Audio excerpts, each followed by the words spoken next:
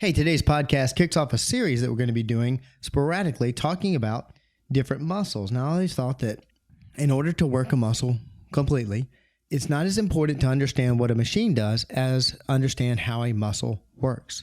What it is, where it's located, how it fires, how do you engage it, basically how to make it function. And I thought to kick off this series, we should start with the largest muscle. So today, we're starting at the bottom. Yes, fans, we're starting with the junk in the trunk. We're starting with the all about base. Today, it's all about the butt on the Personal Edge Fitness Podcast. Welcome to the Personal Edge Fitness Podcast with Garrett Williamson. Health, wellness, exercise, nutrition, and a whole lot more. Got questions? Call us and leave a message at 251-278-EDGE or message us at Personal Edge Fitness on Facebook and Instagram, at Team PE on Twitter, or personaledgefitness.com. All right, no reason not to start at the bottom. I start with the biggest muscle when I'm talking about this series. This series is going to break down a lot of particulars about every different type of muscle. And especially, I want to make sure I cover all the big muscle groups. We're also going to cover some of the smaller ones, some of the finer muscles, and actually muscles that people have difficulties with or common injuries or have difficulty understanding how to work effectively. We're also going to cover any muscle. I'll get into it, break down how you engage it, how you work it, of any muscle that anybody calls us about. If you're interested in learning about a particular muscle or don't understand what a muscle does or where this muscle is located or how to engage it, well, contact me at Garrett at personaledgefitness.com. I'll be more than glad to address that topic. Also, you can contact us here at the facility at 251-341-0927. Reach out to us on Facebook, on our website at Personal Edge Fitness. That's our Facebook page, and our website is personaledgefitness.com. But today it's the glutes. Today it is the junk in the trunk. It is the butt. So we call that muscle the glutes. Gluteus maximus is what a lot of people know, but the reason it's the glutes as in plural, there are actually three different muscles there. And you can break down even farther than that if you like to, but I'm going to focus on these three. I don't want to get too much in the weeds. We've got the gluteus maximus, we got the gluteus minimus, and the gluteus medius. So the origin of the name gluteus comes from Greek gluteus, meaning buttocks. And the word maximus is Latin for greatest. I mean, I think you probably could have figured that one out, but it is the largest muscle in the body. And the reason it's the largest muscle in the body happens to be the one that controls what I call the most important exercise you will ever do.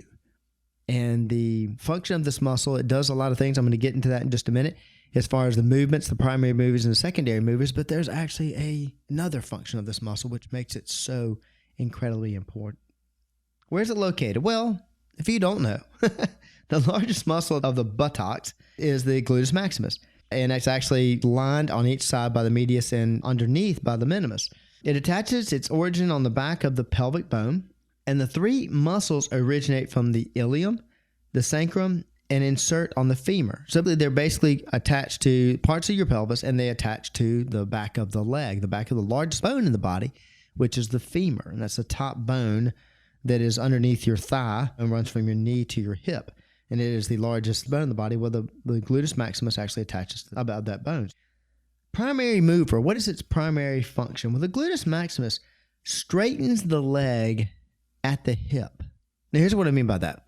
Basically, I'm talking from your knee to your hip, that thigh, and it straightens it. In other words, it pulls it kind of backwards. Think about if you're lying on a mat, you've got your knees bent like you're going to do crunches, and you push your feet really hard into that mat table so that your hips come up.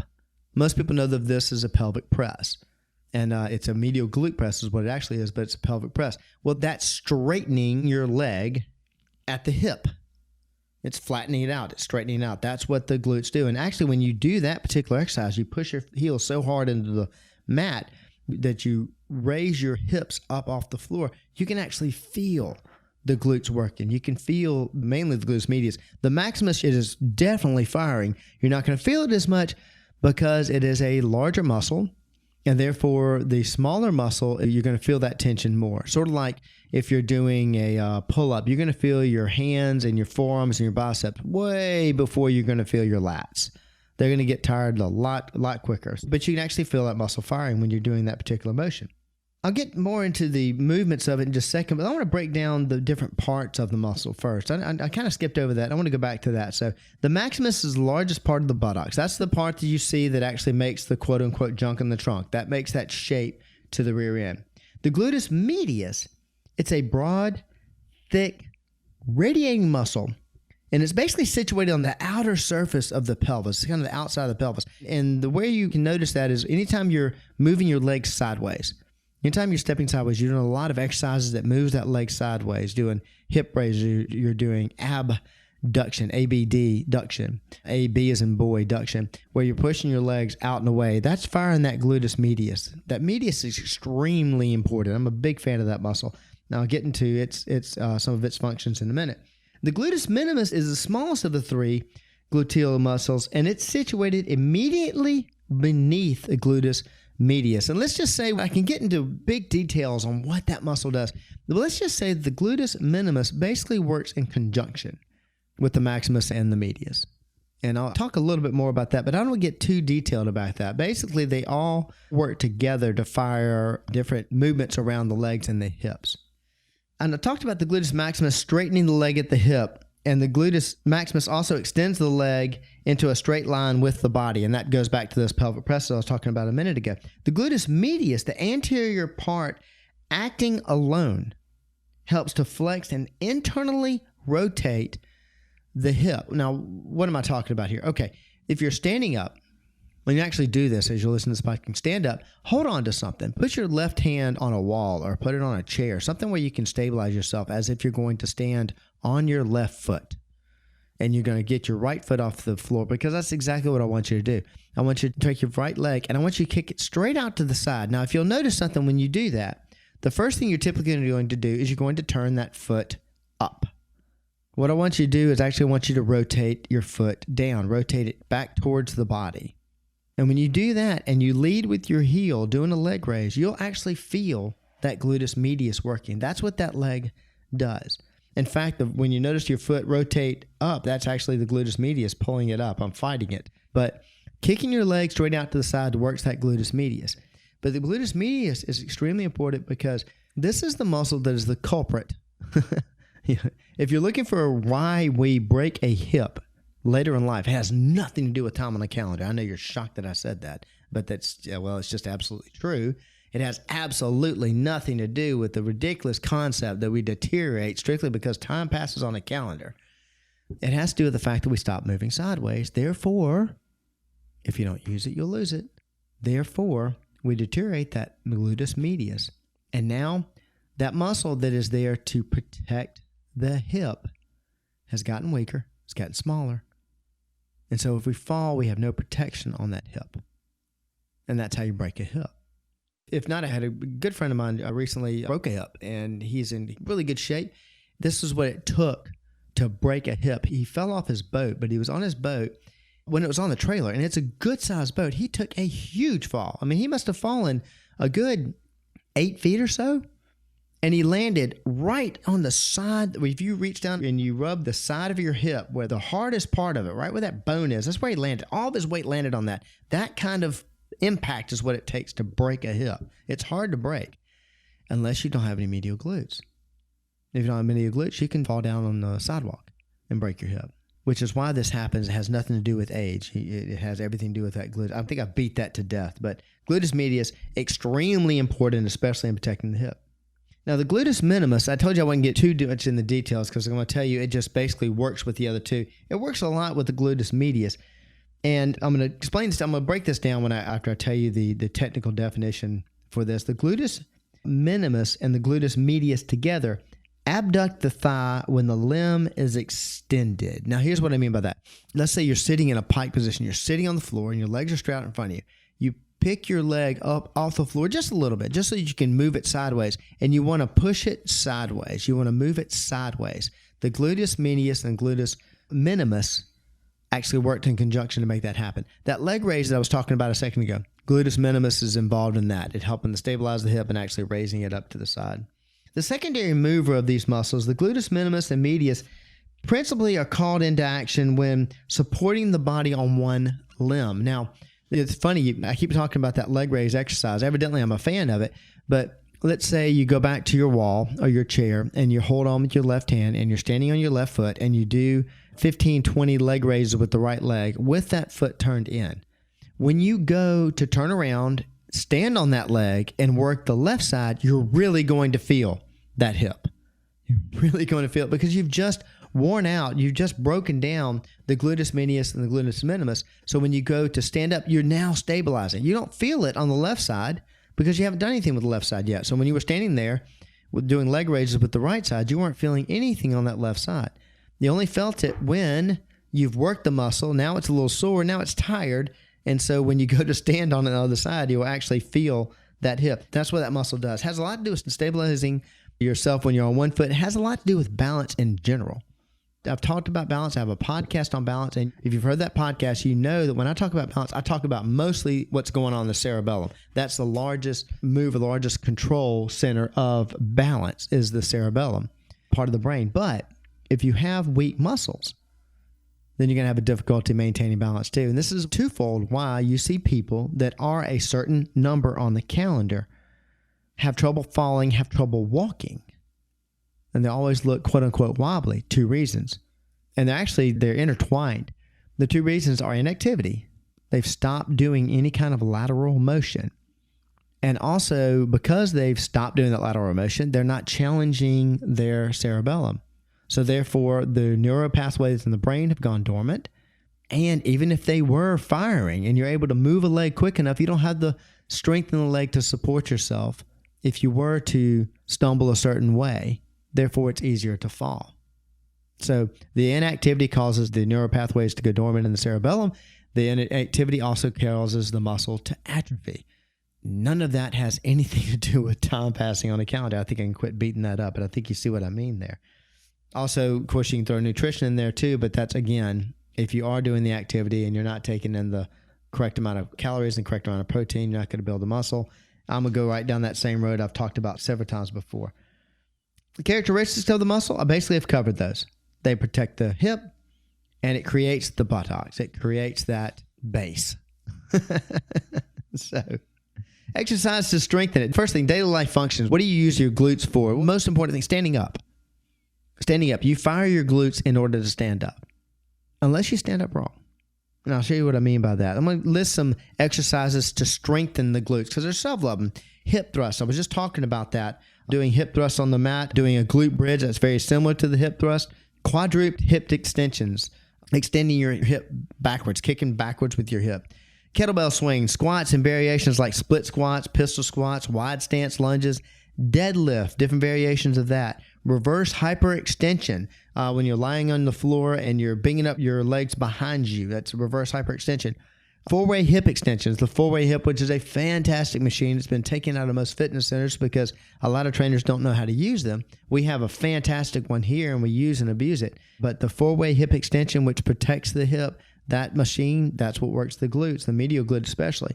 And the glute ham raise. Anytime you've got several different glute ham raise machines, but the glute ham, a GHB, glute ham developer, you're actually firing the glute when you're doing that exercise.